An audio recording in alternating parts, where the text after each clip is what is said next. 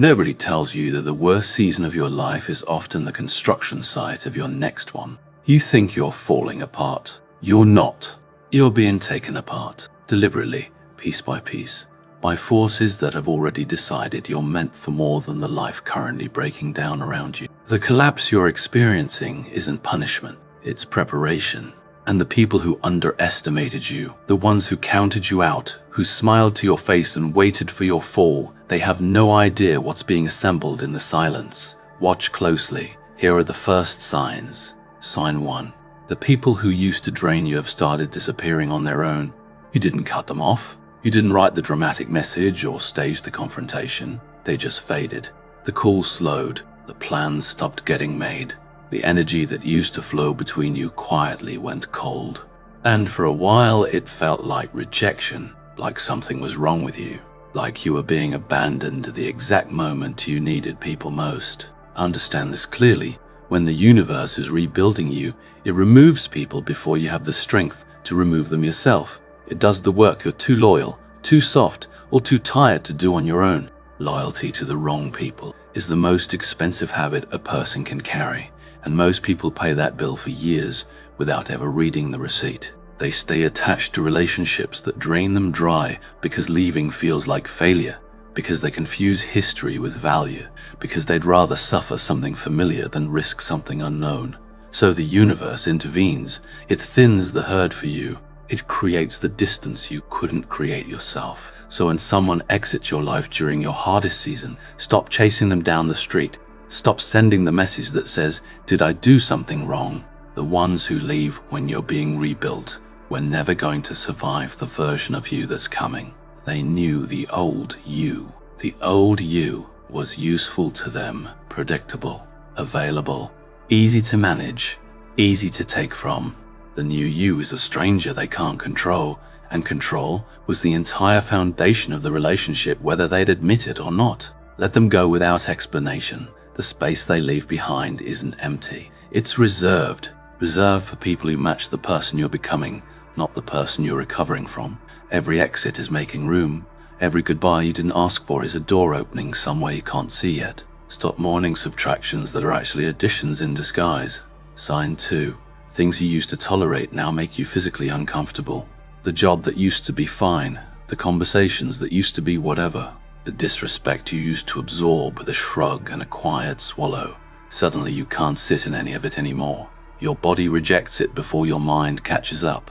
You leave rooms early. You feel the wrongness in your chest, in your jaw, in the tightness of your shoulders, before you've even formed the words to describe what's bothering you. People will call this being difficult. They'll say you've changed, that you've gotten harder to be around, that you're not as easygoing as you used to be.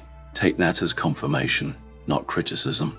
A rising standard always feels like a personality problem to the people who benefited from your low one. Read that again because it explains almost every conflict you're about to have. When you stop tolerating mistreatment, the people who relied on your tolerance experience it as an attack on them. It isn't. It's growth in you. But from their seat, your boundary looks like betrayal because they build their comfort on your willingness to have none. Discomfort with what you used to accept as the most reliable evidence that your internal baseline has moved. The old you had a thermostat set to survival. You'd accept almost anything as long as it kept the peace. The new you has reset that thermostat to standards, and the moment standards exist, everything that falls below them starts to feel intolerable. That's not bitterness, that's calibration. And calibration is the exact thing that separates the person who gets warped over from the person who never gets approached with disrespect in the first place. Because people can sense the line before they ever test it. Honor the discomfort. Don't talk yourself out of it. Don't let anyone convince you that your new sensitivity to mistreatment is the problem. The discomfort is a compass, and it's pointing you away from everything that was quietly costing you for years. Sign 3. You've stopped explaining yourself. There was a time you needed everyone to understand your reasoning. You over-justified every decision. You laid out your evidence like a defendant who assumed his own guilt before the trial even started. You needed the approval stamp before you could move, the nod from the crowd, the permission you didn't realize you were asking for. Now, you make the decision and you move. The explanation feels unnecessary, even beneath you. You've noticed that the people demanding explanations were rarely going to support you anyway, regardless of how airtight your reasoning was. This is a structural change, not a passing mood. When the universe rebuilds you, it disconnects your sense of safety from other people's approval. That wiring, the wiring that made your peace dependent on being understood, gets cut. And when it's cut, an enormous amount of energy comes back to you. Energy that used to be spent managing perceptions, anticipating objections, and pre-defending choices that were yours to make in the first place. Most people are imprisoned by the need to be understood. They won't act until the crowd agrees. They stay in cages with the doors wide open because walking out would require explaining themselves to people who are never going to get it anyway. They'd rather be comfortable and misunderstood proof than free and judged. The moment you stop narrating your choices to an audience, you step out of that cage and you don't look back. And here's what your enemies never accounted for. They were comfortable when you were explainable, when they could predict your reasoning, they could plan around it. A person who acts without seeking permission, who doesn't telegraph the why behind the what, becomes unpredictable. And unpredictable people are nearly impossible to strategize against. Silence is not avoidance. Silence is sovereignty. The less you explain, the less they have to work with. Sign 4. Your old coping mechanisms have stopped working. The distractions that used to numb you don't numb you anymore. The scrolling that used to eat your evenings. The drinking that used to soften the edges.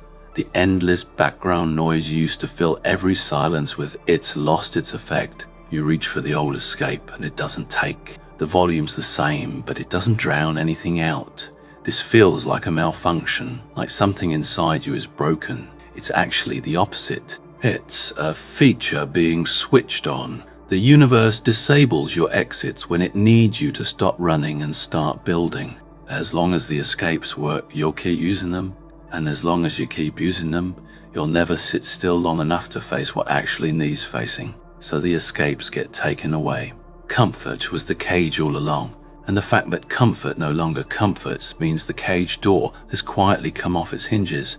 Most people spend their entire lives perfecting the art of avoiding themselves. They build elaborate, sophisticated systems of distraction specifically so they never have to sit in a quiet room alone with their own thoughts. They're terrified of that silence because in that silence is every truth they've been outrunning. When those systems break down, and during a rebuild, they always break down, panic comes first. Then eventually, if you stop fighting it, clarity. You're being forced into your own company. And in that uncomfortable, unmedicated solitude is where every real decision gets made. The strategy, the honesty about what's actually wrong, the plan for what comes next. None of that gets built in the noise. It gets built in the quiet you spend your whole life avoiding. Your enemies counted on you staying distracted, staying numb, staying asleep at the wheel of your own life. A person who can sit alone with himself and think clearly is a person who cannot be manipulated, because manipulation needs noise to hide in. Sign 5. You started keeping your moves to yourself. You used to announce everything. The plan, the goal, the next step. You broadcast all of it, partly for accountability and partly for that small addictive hit of validation that came when people said, "Wow, good for you, that's amazing." Now, you've gone quiet. You're building in private. You feel an instinct, sharp and protective, to not let things out into the open before they're ready. That instinct is correct, and you should trust it completely. Premature exposure is how good plans die before they've had a chance to live. There's a reason this happens. When you announce a goal out loud, your brain often hands you a portion of the satisfaction of having already achieved it, the recognition, the praise, the imagined finish line. And that premature hit quietly drains the very drive you need to actually do the work. You felt this without naming it. The goals you talked about endlessly were often the ones you never completed. The talking became a substitute for the doing. But there's a second reason, and this one's about your enemies. When you announce your moves, you hand them a map. You tell them exactly where to apply pressure, exactly what to mock if you stumble, exactly when to interfere for maximum effect. You give them the timeline they need to position against you. The person being rebuilt learns, sometimes the hard way, to move in silence and let results do the announcing on his behalf. There is nothing more disorienting to people who underestimated you than watching you arrive somewhere they never once saw you traveling toward. No trail, no warning, no status updates they could have sabotaged. Just the finished result, landing all at once, leaving them scrambling to understand a journey they had no idea was even happening. Let them find out when it's already done and undoable. Privacy isn't secrecy for its own sake. Privacy is a weapon, and the rebuilt version of you finally knows how to hold it. Notice what these first 5 signs have in common, because the pattern matters more than any single item on the list. Every one of them feels from the inside like something going wrong. People leaving feels like abandonment. New discomfort feels like becoming bitter. Refusing to explain feels like becoming distant. Failed coping feels like breaking down. Going quiet feels like isolation. Not one of them feels like progress while it's happening. And that is exactly why most people fight the process instead of cooperating with it. They feel the dismantling and they panic. They sprint back toward the familiar, the old friends, the old habits, the old low standards. Because the familiar feels safe, even when it was slowly killing them. They rebuild the cage with their own hands because the open field feels too exposed. Don't be one of them. Don't undo the work just because the work is uncomfortable. The discomfort is the price of admission to a life you haven't met yet, and refunds aren't available on growth. You're 5 signs in. You've watched the wrong people remove themselves. You felt your standards rise until the old normal became intolerable. You stopped justifying your existence to an audience that never had your interests at heart. You've been pulled out of your distractions and into the silence where real plans get made. And you've learned to build where no one can see, where no one can interfere, where results can ambush the people who counted you out. That's the foundation. Everything underground, out of sight, exactly where it needs to be. The construction is already well underway, and the people watching from the outside still think they're watching you fall. They have no idea they're actually watching the early stages of something they were never prepared to face. In part 2, we go deeper into the 4 remaining signs, the ones that turn a person who's surviving into a person who's genuinely impossible to stop. So you felt the foundation being laid, the wrong people removed, the standards raised, the silence claimed. Now comes the part where surviving turns into something far more dangerous to the people who counted you out. The first 5 signs rebuild how you live. These last 4 rebuild how you fight. Pay close attention, because this is where the version of you they weren't ready for actually takes shape. Sign 6, betrayals, stopped breaking you and started teaching you. The first time someone you trusted turned on you, it devastated you. You replayed it for months. You lay awake reconstructing the conversations, hunting for the moment you should have seen it coming. You questioned your judgment, your worth, your entire ability to read another human being. The betrayal didn't just hurt. It made you doubt the instrument you used to navigate everyone, which is far more destabilizing than the betrayal itself. But somewhere along the way, something shifted. Now, when someone reveals who they really are, you don't crumble. You take notes. You adjust. You file the information, and you move differently, going forward, without the months of self-torture that used to follow. The wound became a lesson, and the lesson hardened into armor you now wear without thinking about it. This is one of the clearest signs of being rebuilt.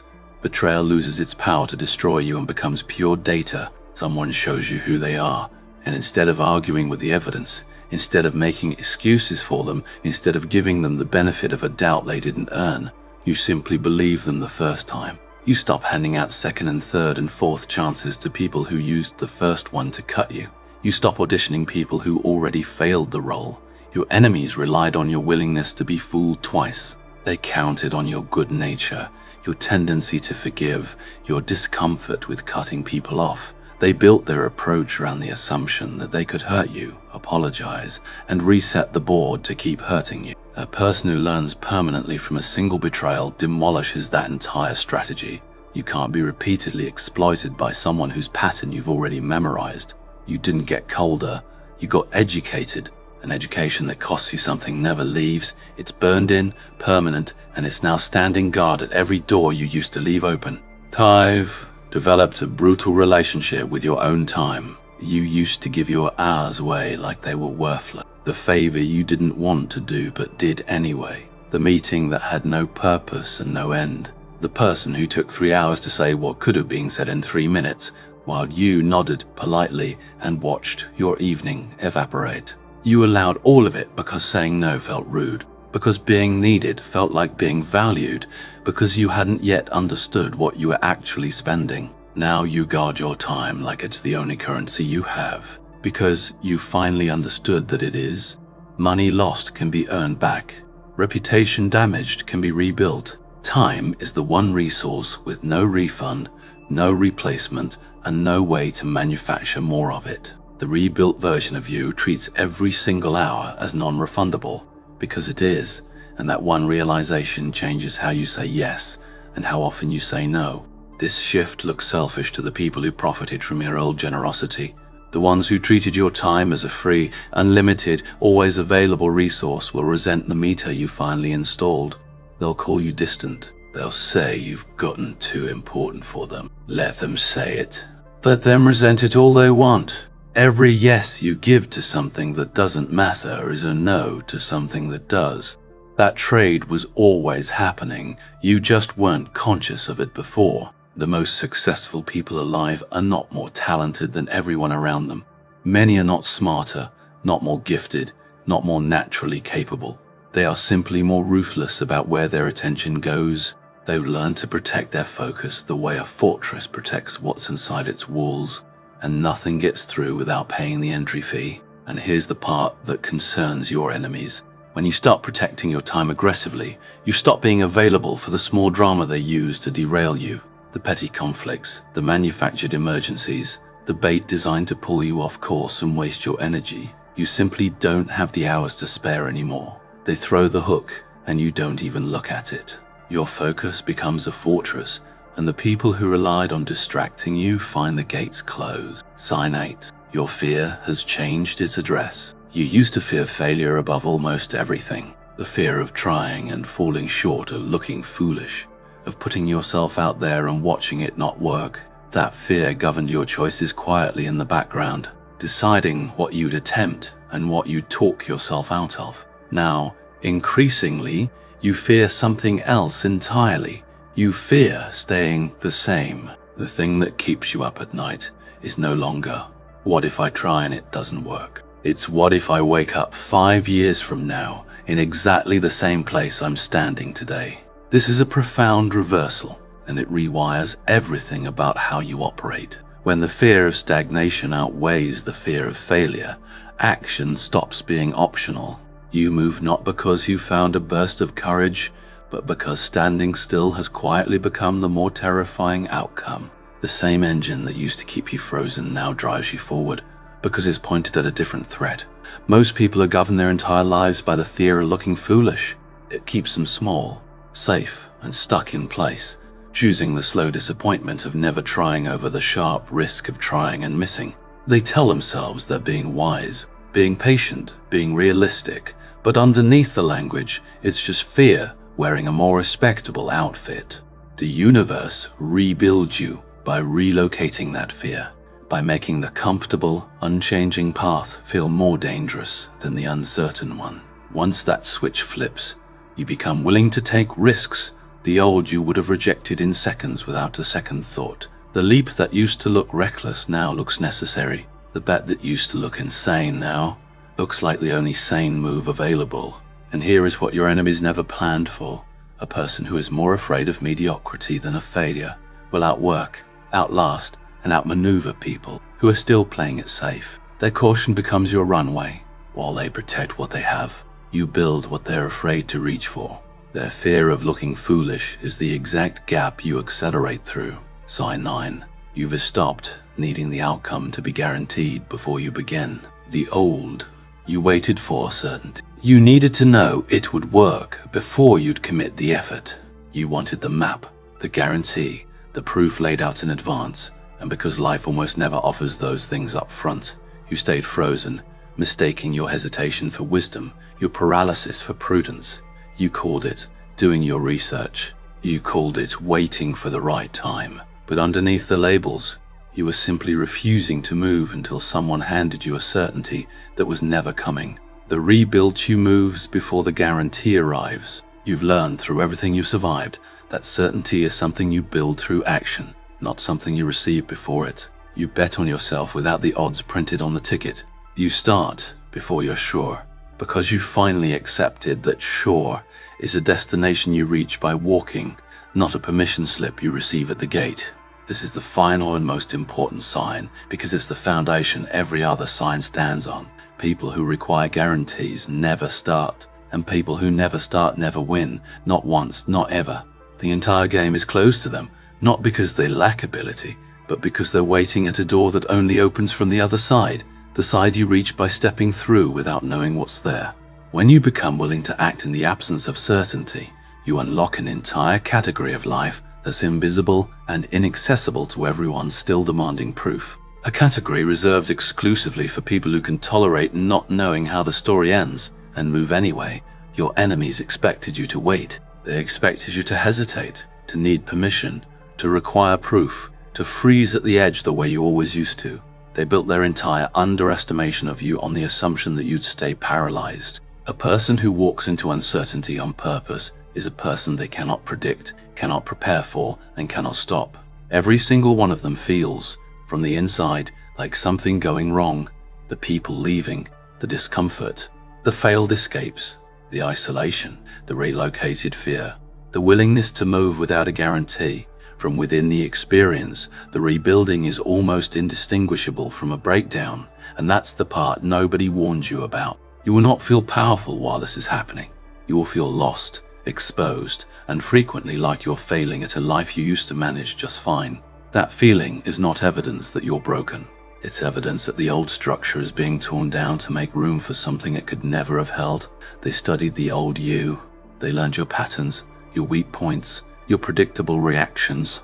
They built their entire approach around a version of you that no longer exists. Every assumption they made is now expired.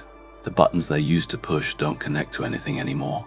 The reactions they relied on never come. They're playing against a person they've never met, working from a scouting report that went out of date the moment you started changing, and they don't even know it's out of date yet. That's why they weren't ready. Not because you got louder or crueler or more vengeful, but because you became unrecognizable while they were still planning against the old model. The most powerful transformation is the one nobody sees coming, the one that happens quietly during the season everyone assumed was your downfall, while they celebrated what looked like your collapse. The real construction was happening underground, out of sight, in exactly the place their assumptions couldn't reach. You stop reading your hard season as a verdict and start treating it as a process. When people leave, you let them go clean. When discomfort rises, you follow it instead of numbing it. When you feel the pull to explain, you let your results speak instead. When the old escapes stop working, you sit in the silence and build. You move in private. You turn betrayal into data.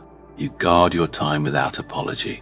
You let the fear of staying the same drive you harder than the fear of failing. And you move before you're certain, because certainty is the reward for action, not the requirement for it. None of this waits on permission. None of it needs anyone's understanding. The universe is rebuilding you into something your enemies weren't ready for, and the only question left is whether you'll get out of your own way long enough to let it finish. Recognize the signs, cooperate with the process, become the version of yourself they never had a chance to prepare for. The blueprint is in your hands. The site is active. Now build